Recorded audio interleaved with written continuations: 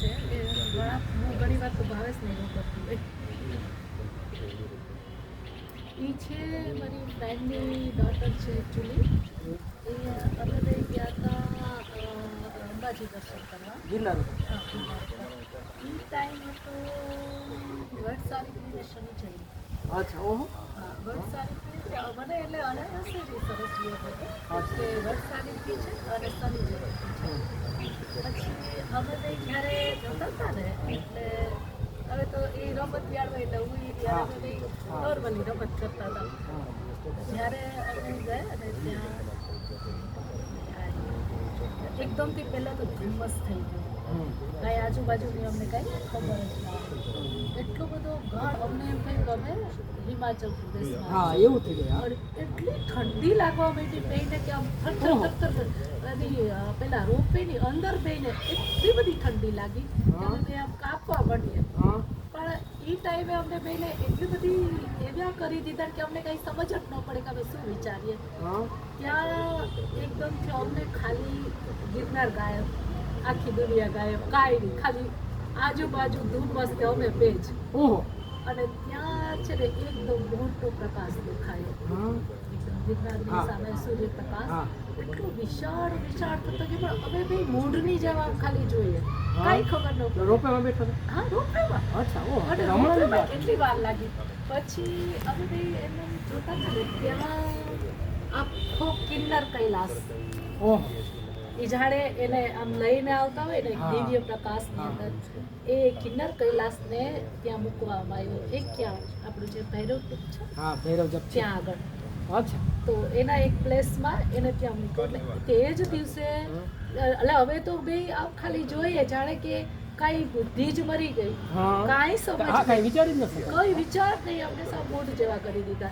અમે જોયું ખાલી, કંઈ નહીં. પછી એમ ગાર્ડનની જેમ ઉપર ગયા, ઓહો ફોટો પાડ્યો. અમે દર્શન કરીને પાછા આવતા હતા ને ત્યારે અચાનકથી બેને સ્ટ્રાઇક થઈ. અરે શું કે આંટી આપણે ભૂલી ગયા. હવે શું કે આપણે કંઈક જોયું હતું. લે લે ઓહો મેં કીધું હા એ શું આપણે તો જોયું હતું. એટલે એ તો કિન્નર કૈલાસ હતો. પછી થોડી વાર માટે તો બે હકા બકા થઈ ગયા, એટલા બધા રડવા માંડ્યા, એકબીજાને ચોટી પડ્યા કે આપણે શું જોયું ને આપણને કેમ ખબર ના રહી. પછી એ કિન્નર કૈલાસના હવે દર્શન કર્યા, કઈ રીતે ને લાઇટની અંદર લાવવામાં આવ્યા, કઈ સ્થળે મૂક્યા, એ બધું જ મને ખબર. અને એ રોપવેમાં પછી અમે રિટર્ન ગયા. અમે બે કેફેમાં સર્ચ કર્યું. સર્ચમાં એવું આવ્યું કે એ જ દિવસે બરોબર કિન્નર કૈલાસના જે દર્શન હોય ને એ ખુલ્લા થયેલા કપાટ વાહ વાહ વાહ બહુ સરસ વાહ. અરે એ ત્યાં કિન્નર કૈલાસ અમે બે જોયો. પછી તો અમે બે નક્કી કર્યું કે આપણે કોઈને કહેશું કે આપણે ક્ષણ માટે હિમાચલ પ્રદેશ ગયા હતા અને આપણે આ બધું જોવા એટલે મળ્યું. જો તમે ગિરનારનું કનેક્શન કેવું છે હિમાલય સાથે તો પછી એટલે એ મારી પાસે એક બે ફોટો છે, હું તમને બતાવું. એને ફોટો પાડ્યા છે? એ આવી ગયા હતા? ફોટો આવી ગયા હતા?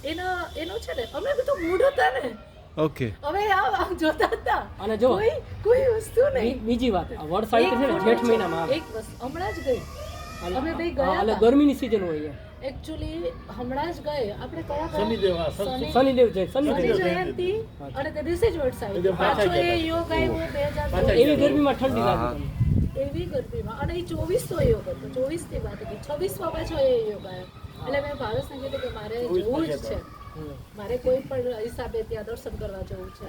એટલે ત્યારે અમને જે દર્શન થયા હતા એ આ વખતે અલગ આમ કંઈ ખબર ન પડી. પણ ત્યારે તો મેં અરે જે મને ત્યારે શરૂઆતનો જે મેં ફોટો લીધો એ ફોટો લીધો ને પછી અમારા બેના માઇન્ડ બ્લેન્ક થઈ ગયા. ઓહો બહુ અચ્છા, તારી ભેગું કોણ હતું? મારી જોડે મારી ફ્રેન્ડની ડોટર હતી. ઓકે. બહુ સરસ એ ફોટો લીધા પછી એને ખ્યાલ આવ્યો, મેં ક્લિક કર્યું કે ઓ મેં શું કેટલું સરસ વાતાવરણ છે ને એમાં ખાલી પ્રકાશ જ દેખાય છે, સૂર્યપ્રકાશ. ના તો અમારા બેના માઇન્ડ બ્લેન્ક થઈ ગયા. ઓહો બહુ પછી કાંઈ ખબર ના પડી કે શું ક્યાં ગયા. આ રહ્યો એ ફોટો.